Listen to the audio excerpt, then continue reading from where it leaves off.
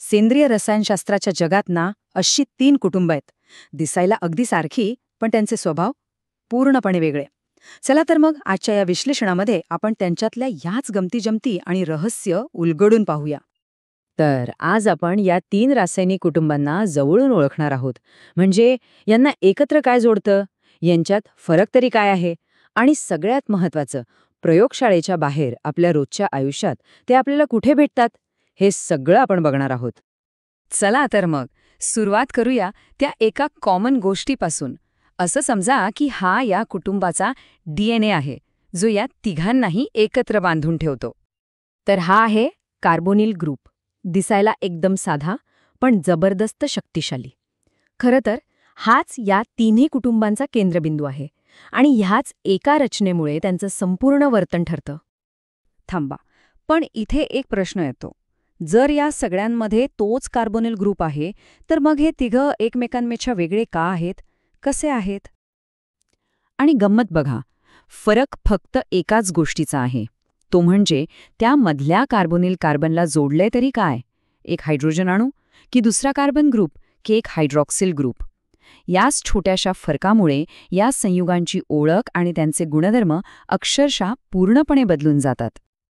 आता पुढे जाऊन बघूया की हे छोटे छोटे स्ट्रक्चरल फरक या प्रत्येक संयुगाला त्याचं असे एक वेगळं व्यक्तिमत्व कसं देतात, आणि त्यांच्या वागणुकीवर याचा नेमका काय परिणाम होतो. याचं उत्तर ना या रेणूंच्या सोशल लाईफमध्ये दडलंय. म्हणजे काय, तर ते एकमेकांना किती घट्ट पकडून ठेवतात आणि त्यांच्यातले इलेक्ट्रॉन्स कसे वाटले गेले आहेत, यावरच सगळं काही अवलंबून आहे.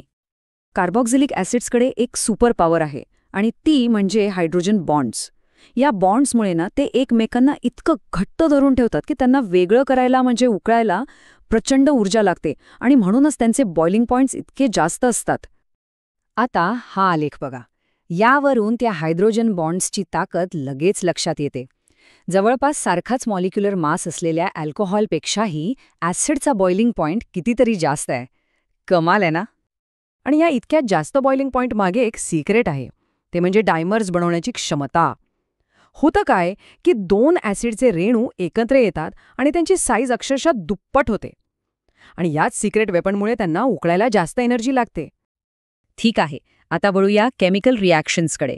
जेव्हा रिॲक्टिव्हिटीचा विषय येतो तेव्हा ॲल्डिहाइड्स नेहमीच पुढे असतात. ते जास्त रिॲक्टिव्ह असतात, आणि यामागे 2 मुख्य कारणं आहेत. सोप्या भाषेत सांगायचं तर ॲल्डिहाइड्स रिॲक्शनसाठी जास्त उत्सुक असतात, कारण एकतर त्यांचा कार्बोनिल कार्बन हल्ल्यासाठी मोकळा असतो, आणि दुसरं म्हणजे तो इलेक्ट्रॉनिकली जास्त आकर्षक असतो. आता बघा, यांचं स्ट्रक्चर इतकं सारखं आहे, मग लॅबमध्ये केमिस्ट लोकांना यांच्यातला फरक ओळखण्यासाठी काहीतरी हुशारीची पद्धत वापरावी लागते, नाही का? आणि यांच्यातलीच एक खूप प्रसिद्ध आणि बघायलाही मस्त अशी टेस्ट आहे, जी खास करून फक्त ॲल्डिहाइड्सना ओळखण्यासाठीच वापरली जाते.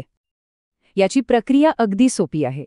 जो काही सॅम्पल असेल तो एका खास सिल्वरच्या सोल्युशनमध्ये मिक्स करायचा, आणि मग त्या मिश्रणाला हळूवारपणे गरम करायचं. आणि मग काय होतं, जर त्या सॅम्पलमध्ये अल्डिहाइड असेल तर त्या टेस्ट ट्यूबच्या आत एक सुंदर चकाकणारा चांदीचा आरसा तयार होतो. हा एकदम पक्का पॉझिटिव्ह रिझल्ट मानला जातो.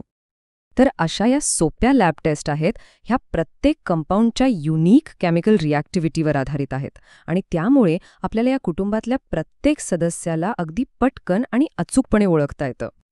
चला आता सगळ्यात इंटरेस्टिंग भागाकडे येऊया. म्हणजे प्रयोगशाळेतून बाहेर पडून हे रेणू आपल्या रोजच्या आयुष्यात, आपल्या घरात कुठे कुठे लपलेले आहेत ते बघूया.